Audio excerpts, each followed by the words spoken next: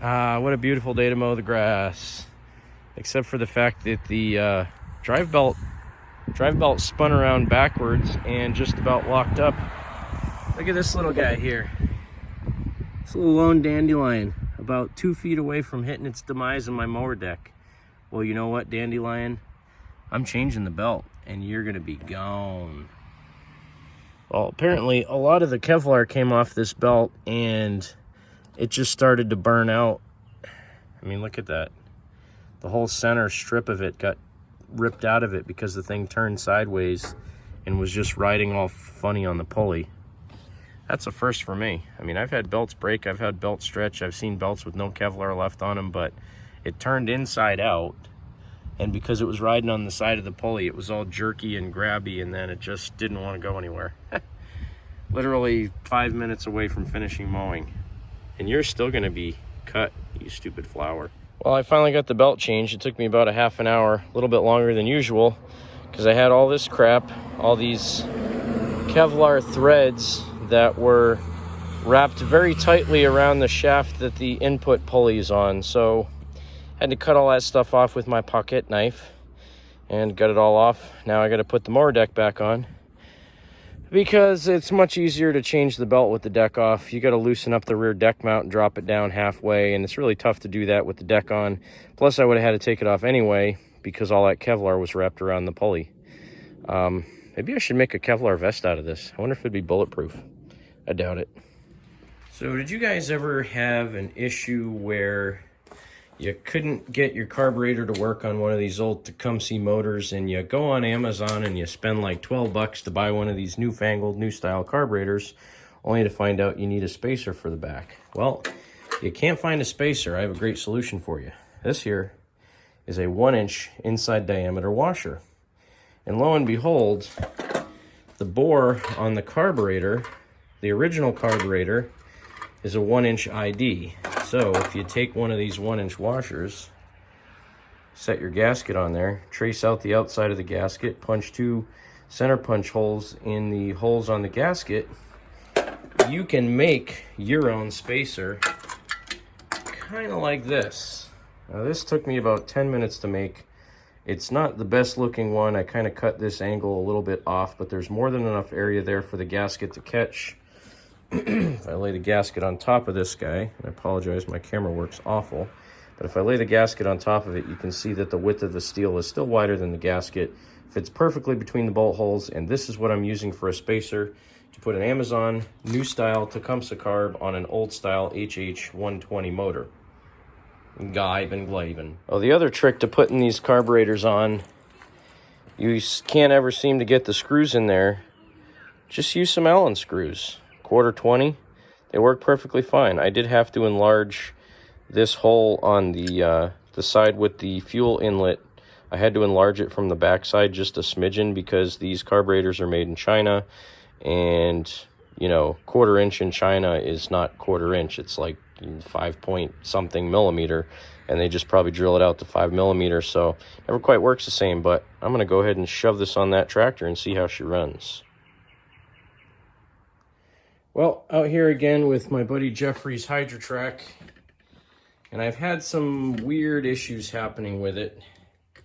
I was able to get it running yesterday, but the odd thing with this particular motor is when it gets started, it'll sit and it'll idle, but it idles at like, I don't know what these are supposed to idle at, like 700 or 800 RPM, whatever it is, but this idles at like half the normal RPM that it should. It idles really, really low, and if you try to give it any throttle, it immediately dies. It doesn't chug, it doesn't try to speed up. I've adjusted the idle circuit, I've adjusted the main circuit on this thing, I've adjusted the governor linkage, the choke linkage, and the odd thing is, once it stalls, it doesn't want to restart. It'll crank and crank and crank and crank and crank, and sometimes it'll hit off for 2 or 3 times, then it'll shut off again, and it won't even run on starting fluid. Like, I completely shut the fuel off yesterday and tried running it just on starting fluid, and it wouldn't stay running. So I don't know if one of the valves are stuck or if there's something else going on with this motor. I've done a little bit of work on it. I don't want to spend too much more time on it just because it's not my machine, and even though I'd love to spend a whole ton of time getting this thing fixed so when Jeff gets it he doesn't have to do anything to it, it's just I don't have the time. I have tons of my own projects, but I do kind of want to know what's going on with it. So what I plan on doing now is pulling the carburetor back off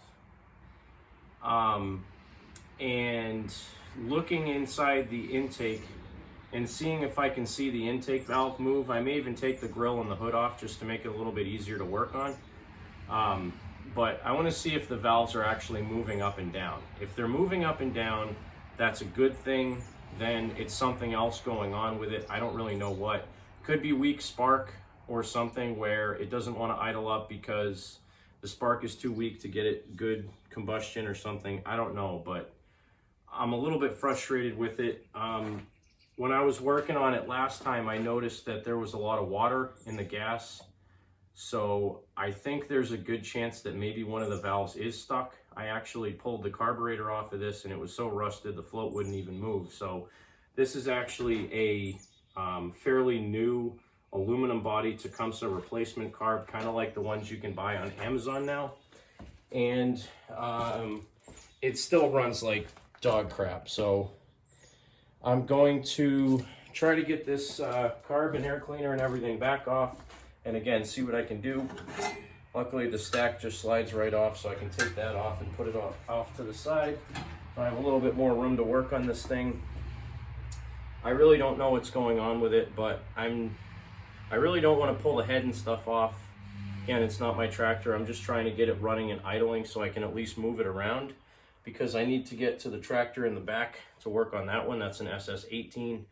And this guy I'm just leaving where it is right now because this doesn't have a battery in it and the cables are kind of bunged up. So I'm just jumping this thing when I get it going. I'll start that tractor up and get it charging, and then I'll pull the jumper cables on it and let it run for a little bit. But for now, I'm going to start off by taking off the grill and the hood, unhook the headlights obviously so I can take that wiring out. Then I'll take the carburetor off and start seeing if I can see the valves move up and down. I hope they do. Then it means it's something else, but if it's something else, I'm not sure how much work I want to put into it. But one thing I can do, take the spark plug out of the spark plug hole, squirt some Marvel Mystery Oil down there, run it up and down a whole bunch of times with the spark plug out, see if anything frees up, if it is gummy, and then try again. But again, after I do that, the only other thing I can do is try a different carburetor, but I really don't think it's the carburetor, because this carburetor I know worked on another motor. I pulled it off and it's been sitting on my bench for a few months, but I know that carburetor was good. The carburetor doesn't leak or anything, so, and I know the butterflies open and close perfectly fine. But it's a little bit frustrating. Every once in a while you get one that's just really difficult to get running. So let me go ahead and start taking all this stuff off.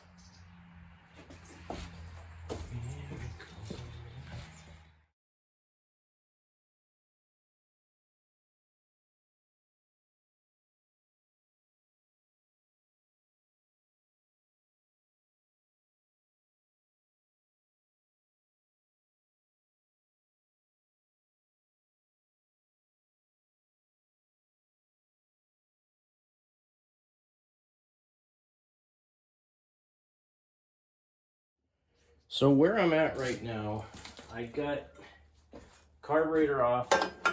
I tried to take the exhaust pipe off, but it's stuck on there pretty well. But took the carburetor off. I can turn the motor over by hand. I can see the intake valve open and close. Now granted, I don't know if it closes all the way, but it seems to be. I can see light through it when it's open, and I can't see light through it when it's closed. You know, again, granted, it may not be fully closing, I'm not sure. And I have a ton of pressure coming out of the exhaust when I put my hand over it and turn it over. So I think it has decent compression. I'm not really sure what the heck's going on with it. The carburetor seems to be okay. I have some brand new carburetors that I bought off of Amazon. I might try one of those just to see if it'll fire. But again, the weird thing was, even when I shut the fuel off and sprayed starting fluid directly into the engine, it still didn't want to run. So now I'm leaning towards maybe it's more of an ignition issue. I really don't want to take the entire engine tins off of this thing, but what I can do is pull the cutoff wire or the shutoff wire off of this thing and see if that makes a difference. This is a replacement motor. So at some point, the tractor's in 1969, some point in history, this motor was swapped out from another one. I can tell it's a replacement because, for one, the engine block is white, and the only Tecumsehs that I know went on Sears were replacement ones that Sears put on at the factory or that you could buy after the fact. So that's one reason. Two, it actually has a tag on it, a rebuild tag. It says SBH-227-5175E. So maybe that means May 1st of 1975. Maybe that's what the 5175E is. It's kind of an odd replacement motor because most of the replacement motors that I've seen that were white had the big deep oil pans on them. This one does not, so it's like an older style block, which is like a 68 to 69 style block. After that, they had a deeper oil pan on them. This one also has the block off plate for a mechanical fuel pump, and it has 3 or 4 different locations for oil drains, which again tells you that it was probably a replacement engine. But I don't really know the history on this. I know at one point it was running. It was running at least a year ago. But I'm gonna go ahead and tinker on it a little bit more. I may squirt some Marvel Mystery Oil down in the cylinder while both valves are closed and just let it sit, and then cycle it around a few times with the battery to try to get it to crank over. I took the kill wire off the engine just to kind of isolate if there's an issue with the kill wire shorting out somewhere. I don't really want to take the engine tins and everything off because it's involved. You got to take this back bracket off the engine, which can be annoying. You really got to get in there, and the bolts are really long and they're hard to get at because it's on the bottom of the battery tray. Again, it's not my machine, it's Jeff's, but I'm trying to do him a solid and get it running fairly decently to see if I can figure out what's wrong with it. This time around, what I'll probably end up doing when I put the carburetor back on it is not hooking up the choke and the throttle linkage and just trying to run it manually by hand. That way I can just adjust the idle speed with the idle set screw and then just run the butterfly by hand. And I was having issues. The fuel shut off on this thing is completely wasted. I shut it off last night, and now I probably have, I don't know, 6 or 8 ounces of gasoline on the floor in my garage. And as you all know, gasoline's cheap, so you know I don't care right now. But gas being, you know, $4.25, $4.50, $5 a gallon depending on where you go, I don't want to be dumping gas on the floor in my garage. But the odd thing is, the throat of this carburetor, even though I was trying to get it started a lot yesterday, doesn't seem to have a lot of gasoline in there, and the plug is fairly clean. Like, if I was flooding this thing out, you would think that the plug would be absolutely filthy. I don't know how well you're going to be able to see this. Let me see if I can... Yeah, you really can't tell, but the plug's not bad at all, so I don't think the plug was fouled up.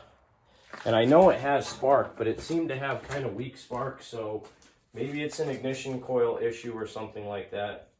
I'll do a little bit more troubleshooting and see if I can figure something out. All right, so I put the carburetor back on. Let me show you what's going on over here. This is a new style Tecumseh aluminum carb. Again, it's not a perfect carburetor, but I know this was running on another motor. I have a spacer that I made out of a 1-inch washer behind the carburetor. I have a gasket before that, a gasket after that, so there's gaskets in between everything on here. Right now there is no fuel in the carburetor at all.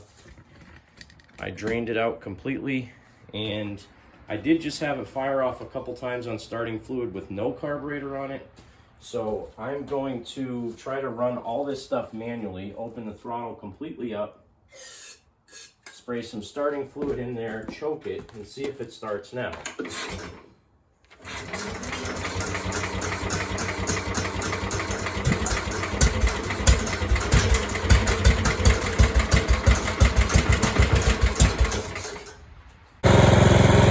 needed a win. Jeffrey's tractor was really bugging me. I can't get it running right, so figured I'd take out my 1969 Suburban 12 that I bought last Father's Day. All it needs is a battery, and boy, it runs good. Might not look pretty. I need to clean it up a bit, but man, it runs good. It's gonna be on yard duty today.